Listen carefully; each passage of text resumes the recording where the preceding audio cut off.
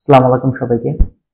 সবাইকে ফিজিক্সের MCQ shortcut সিরিজে স্বাগতম। তো আজকে আমরা পর্যায়বৃত্ত গতি অধ্যায়ের টাইপ 3 এমসিকিউ শর্টকাটটা দেখব। তো এই শর্টকাটগুলো আমরা কোথা থেকে করে থাকি তোমরা জানো, এগুলো আমাদেরকে শীট আছে, যে শীটের মধ্যে সবগুলো শর্টকাট দেওয়া আছে।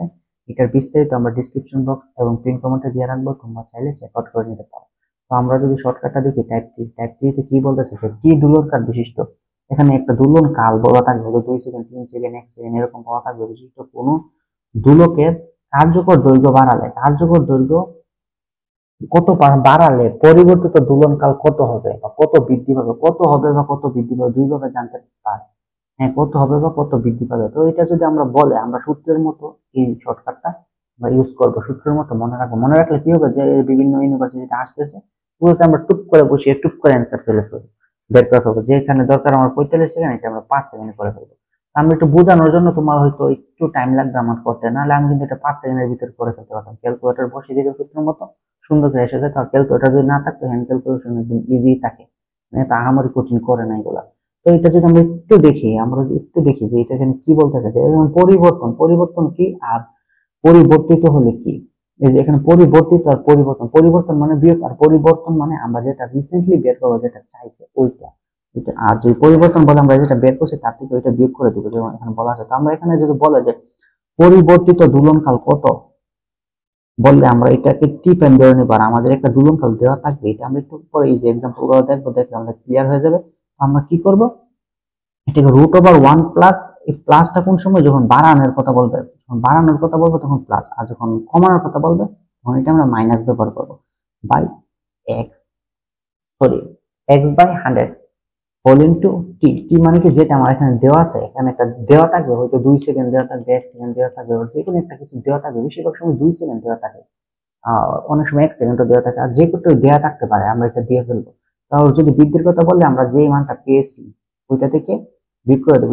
এইগুলা তোমরা জানো। তো আমাদের যদি একটা এক্সাম্পল দেখি, মানে ইউনিভার্সিটিতে এসেছে, ওইটা কত, একটি একটি সেকেন্ড দোলক। এখন এই যে সেকেন্ড দোলক, সেকেন্ড দোলক বলছে, সেকেন্ড দোলক মানে কি 2 সেকেন্ড। হ্যাঁ, এটা আমরা পেয়ে গেলাম যে টি ইকুয়ালস, আমরা যেখানে লিখে ফেলি যে টি ইকুয়ালস টু 2 আমরা পাইছি। হ্যাঁ, 2 ইকুয়ালস টু 2 পাইছি। এর দৈর্ঘ্য তো বলছেন বাড়ালে, আমরা এখানে কি বলছিলাম, কার্যকর দৈর্ঘ্য বাড়ালে, মানে বাড়ালে বলছে, বাড়ালে মানে আমার এক্স আমরা পেয়ে গেছি, এক্স পেয়েছি 25.6। হ্যাঁ, বাড়ালে দোলনকাল কত হবে, দোলনকাল কত হবে আমার বের করতে হবে। টি প্রাইম, এখানে বৃদ্ধি বলছে না, যদি বৃদ্ধি বলতো তাহলে আমার বিয়োগ করতে হবে। আমরা T prime equals to 1 √1 plus X, X কত আছে 23/100, 100 হচ্ছে আমার সূত্রের 100, তারপর এটা হোল ইন্টু টি। টি মানে কি 2, দেওয়া আছে। আমরা একটু ক্যালকুলেটর, ক্যালকুলেটর দিয়ে আমরা যদি এসিসি হয়ে ডাইরেক্ট করে ফেলবো, আর যদি বার্সিটি হয় আমরা ক্যালকুলেশন করবো। ক্যালকুলেশন করলে কি হবে, আমার এখানে আসবে, এটা যদি আমরা করি 1 প্লাস, এটা বাদ করলে 0.25 আগে চলে যাবে, তারপরে হোল ইন্টু 2।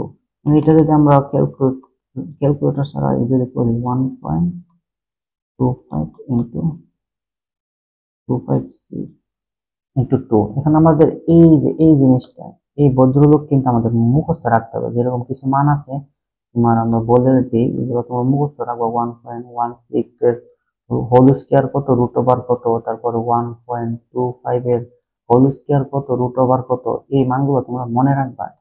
মনে না রাখলে তোমরা ক্যালকুলেশন করতে পারবে না। তো আমরা যদি এটা একটু দেখি, এটা মুখস্থ রাখবো, মুখস্থ রাখলে আমাদের জন্য ইজি হয়। আমরা যদি ক্যালকুলেটর দিয়ে আমরা এখন ডাইরেক্ট করে ফেলবো, তোমরা একটু মুখস্থ রাখো।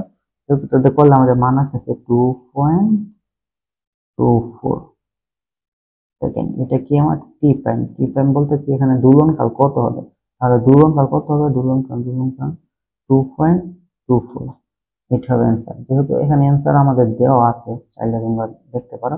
তারপরেরটা আমি একটু করবো না, তোমাদেরকে দেখিয়ে দেবো যে এটা কিভাবে কি।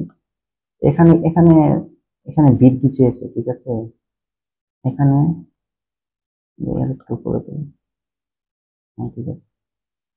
যেমন একটা সেকেন্ড দোলক, সেকেন্ড দোলক মানে কি, টি টি আমি অলরেডি পেয়ে গেছি 2। হ্যাঁ, তো ওইটা তো ওইটার মতো সেমই সিমিলারই, জাস্ট শুধু এখানে কি বলছে, এখানে আমার T prime equals to 2.x X, আমি সরি এটা একটা টি প্রাইম না, এটা হবে এক্স